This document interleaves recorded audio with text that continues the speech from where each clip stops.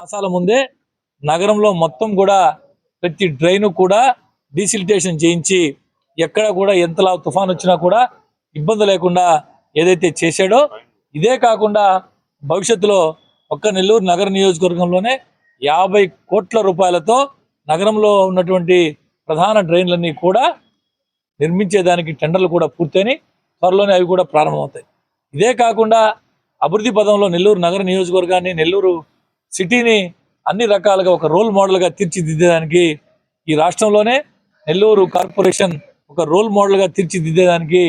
అటు అధికారులతో, స్థానిక నాయకత్వంతో అందరితో సమిష్టిగా డెవలప్ చేసేదానికి నారాయణ సార్ గారు అనేక రకాలుగా ప్రయత్నాలు చేస్తున్నాడు. మీ అందరికీ తెలుసు, నారాయణ సార్ అంటే అభివృద్ధి, అభివృద్ధి అంటే నారాయణ సార్. దాంట్లో ఏమాత్రం గతంలో ఏ విధంగా చేసాడో దానికంటే మిన్నగా నిమిషం ఎంతో అమరావతి రాజధాని నిర్మాణంలో బిజీగా ఉన్నప్పటికీ తనకి ఓట్లేసి నెల్లూరు నియోజకవర్గ చరిత్రలో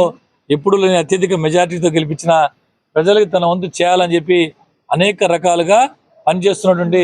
నారాయణ సార్ గారికి మీ అందరి ఆశీస్సులు అందించాలని చెప్పి, వారు మరింతగా కృషి చేసేదానికి, కష్టపడి పనిచేసేదానికి అన్ని రకాల భగవంతుడు తోడుండాలని చెప్పి మనస్ఫూర్తిగా కోరుకుంటున్నాను.